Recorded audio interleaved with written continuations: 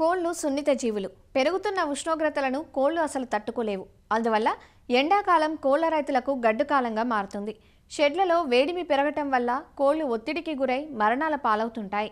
అసలే bird flu, కొక్కెర వంటి వ్యాధులు ప్రబలుతున్న నేపథ్యంలో వేసవి కాలంలో కోళ్ల రైతులు మరిన్ని జాగ్రత్తలు తీసుకోవాల్సి ఉంటుంది. శరీర ఉష్ణోగ్రతను తగ్గించుకోవడానికి కోళ్లు ఎక్కువగా నీళ్లు తాగి పొట్ట నింపుకుంటాయి. దీంతో మేతలు తక్కువగా తినడం, వడదెబ్బకు గురైనందువల్ల జీవక్రియలు దెబ్బతినడం, ఫలితంగా గ్రుడ్ల ఉత్పత్తి, మాంసం ఉత్పత్తి తగ్గిపోయి రైతులు ఆర్థికంగా నష్టపోవడం జరుగుతుంటుంది.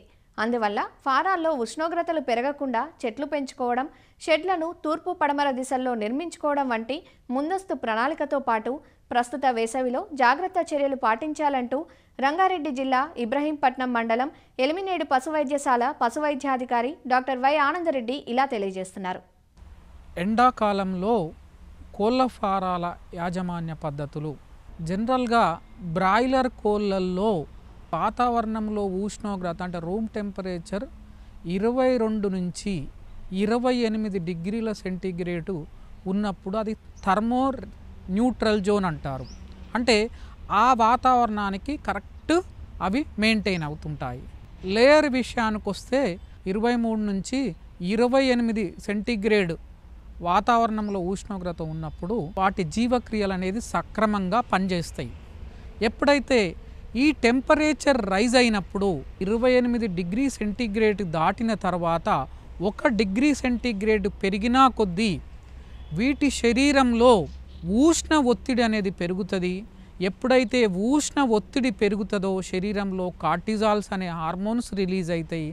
దీనివల్ల తినే తిండిని కొద్దిగా తగ్గిస్తూ ఉంటుంది.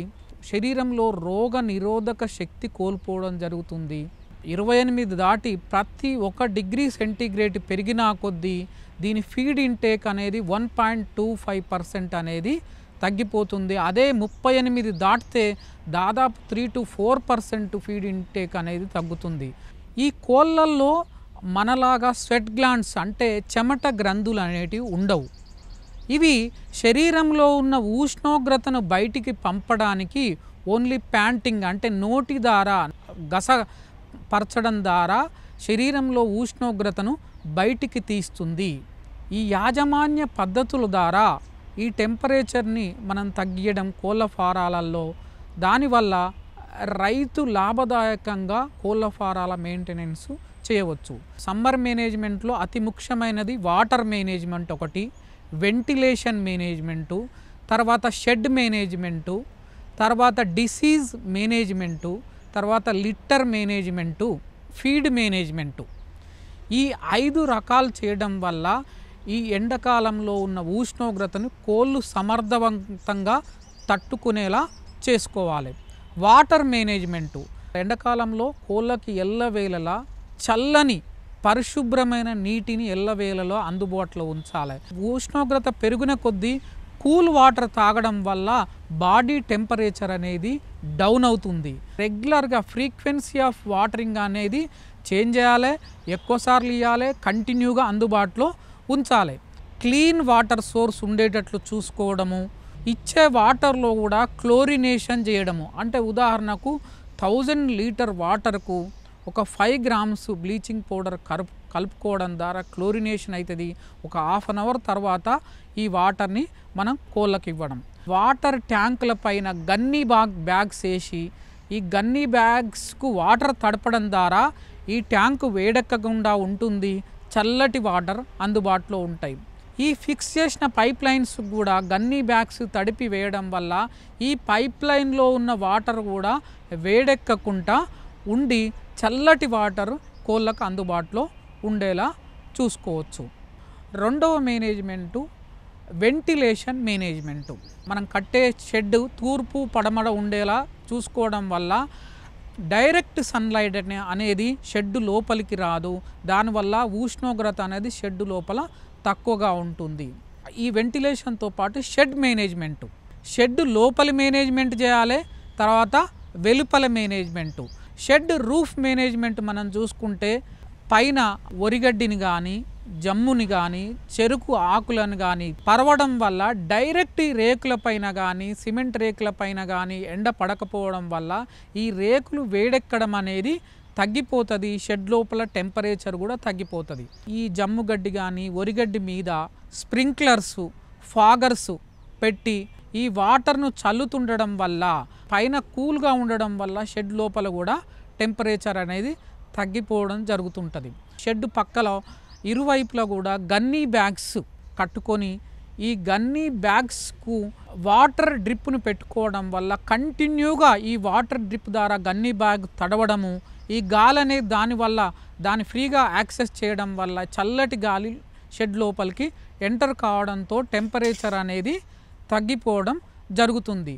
షెడ్ లోపల ఫాగర్స్ కానీ ఫ్యాన్స్ కానీ మైల్డ్ స్ప్రింక్లర్స్ కానీ పెట్టుకోవడం వల్ల షెడ్ లోపల టెంపరేచర్ అనేది తగ్గిపోవడం జరుగుతుంది.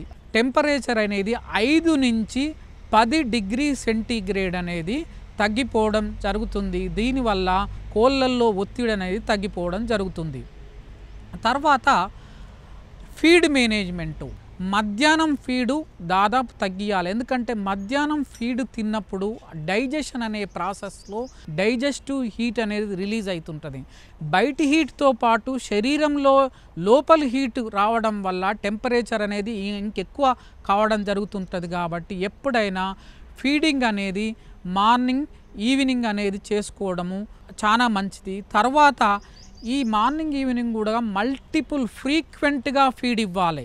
అంటే కొద్దిగా ఫ్రీక్వెంట్గా ఇవ్వడం వల్ల అది ఆ ప్రొడక్షన్ లాస్ కాకుండా ఉంటుంది. ఫీడ్ ఇచ్చేది కూడా మంచి క్వాలిటీ ఫీడ్ ఇవ్వాలి. మన ఫీడ్లో ఎక్కువ ప్రోటీన్ ఉండకుండా అమినో యాసిడ్స్ అనేటివి ఒక 5 to 10% కలుపుకోవడం వల్ల ప్రోటీన్ సోర్స్ అనేది ఎక్కువ ఉంటుంది. ఆయిల్ ఉండేటట్లు ఎక్కువగా చూసుకోవడం వల్ల ఈ ఆయిల్ ద్వారా వచ్చే ఎనర్జీ అనేది బాడీలో టెంపరేచర్ పెరగదు. ఈ ఫీడ్లో ప్రొబయోటిక్స్ వేయడం వల్ల రోగాలు రాకుండా టెంపరేచర్ తట్టుకునే కెపాసిటీ వస్తుంది. ఎండాకాలంలో శరీరం ఎక్కువ ప్యాంటింగ్ చేస్తుంది కోడి తన లోపల ఉన్న టెంపరేచర్ తగ్గియడం. దానివల్ల ఎలక్ట్రోలైట్స్ లాస్ అవుతాయి. ఎలక్ట్రోలైట్స్ లాస్ అయితే ఎలక్ట్రోలైట్ ఇంబ్యాలెన్స్ వచ్చి చనిపోవడం జరిగే అవకాశం ఉంటుంది. కాబట్టి వాటర్లో ఎలక్ట్రోలైట్స్ ఇవ్వడము, ఫీడ్లో క్వాలిటీ ఎలక్ట్రోలైట్స్, తర్వాత minerals, vitamins, especially vitamin C, B complex, vitamin E, selenium, ఇవి యాంటీ ఆక్సిడెంట్స్గా స్ట్రెస్ రిలీవర్స్గా తగిన మోతాదులో వాడుకోవడం వల్ల హీట్ స్ట్రెస్ అనేది తగ్గే అవకాశం ఉంటుంది. తర్వాత లిట్టర్ మేనేజ్మెంటు, లిట్టర్ ఎక్కువ మందం ఉండడము, ఎక్కువ రోజులు ఉండడం వల్ల దీంట్లో హీట్ అనేది ఎక్కువ జనరేట్ అవుతుంటుంది. కాబట్టి డ్రైగా ఉండేటట్లు చూసుకోవడం లిట్టర్ని. తర్వాత బ్రాయిలర్ ఫామ్లో మినిమం 4 ఇంచులు ఉండేలా చూసుకోవడము, ఈ లిట్టర్ మ్యాటింగ్ కాకుండా ఉండేలా చూసుకోవడము, అమోనియా లేకుండా, ఎందుకంటే అమోనియా కోళ్ళ ఫారంలో పెరగడం వల్ల ఈ హీట్ అనేది ఎక్కువ జనరేట్ అవుతుంది. కాబట్టి అమోనియా లేకుండా చూసుకోవడం కూడా అతి ముఖ్యమైనది. తర్వాత రెగ్యులర్ వ్యాక్సినేషన్ అనేది కంపల్సరీ మెయింటైన్ చేయాలి. తర్వాత బయోసెక్యూరిటీ మెజర్స్ అనేటివి ఎండాకాలంలో ఎక్కువ పాటించాలి. అలాగే ఎండాకాలంలో హ్యూమిడిటీ ఎక్కువ ఉన్నప్పుడు ఈ కాక్సీడియోసిస్ వచ్చే అవకాశం చాలా ఎక్కువగా ఉంటుంది. కాబట్టి అవసరం కొద్ది తగిన మోతాదులో కాక్సీడియోస్టాట్ మెడికేషన్ కూడా అందివ్వడం అతి ముఖ్యమైన ఇంపార్టెంట్. అలాగే మనం చేసే యాక్టివిటీస్ కూడా ఎండాకాలంలో చాలా ఇంపార్టెంట్. ఉదాహరణకు డిబికింగ్ అంటే ముక్కును కత్తిరించడం కానీ, వ్యాక్సినేషన్ వేయడం కానీ, కోళ్ళను ట్రాన్స్పోర్ట్ చేయడం కానీ, ఎట్టి పరిస్థితిలో హాటర్ డే అంటే మధ్యాహ్నం అంటే 10 నుంచి 3, 4 గంటలు 5 గంటల వరకు ఎట్టి పరిస్థితిలో చేయకూడదు. కోళ్ళను మానిటరింగ్ అనేది రెగ్యులర్గా చేయాలి. Especially hotter part of the day ఎక్కువగా మానిటరింగ్ చేయాలి. ఏవైనా కోళ్ళు ఎక్కువగా ప్యాంటింగ్ కానీ, ర్యాపిడ్ బ్రీతింగ్ కానీ, అంటే ఊపిరి తీసుకోవడం ఎక్కువగా ఉన్నప్పుడు అలాంటివి మాత్రం ఇమ్మీడియట్గా మళ్ళీ ఫాగర్స్ చేసి ఫాగింగ్ చేసుకోవడము, అవసరమైతే ఎక్కువగా ప్యాంటింగ్ చేసే వాటిని తీసుకుపోయి కూల్ వాటర్లో తల బయటకు ఉంచి మిగతా బాడీని ఒక 2-3 నిమిషాలు ముంచడం వల్ల ఈ స్ట్రెస్ అనేది, టెంపరేచర్ అనేది తగ్గి కోళ్ళల్లో మరణాలు అనేటివి తగ్గిపోతాయి. అన్ని యాజమాన్య పద్ధతులు పాటించడం వల్ల ఎండాకాలంలో ఈ కోళ్ళ పరిశ్రమలో లాభాలు పొందవచ్చు మనం.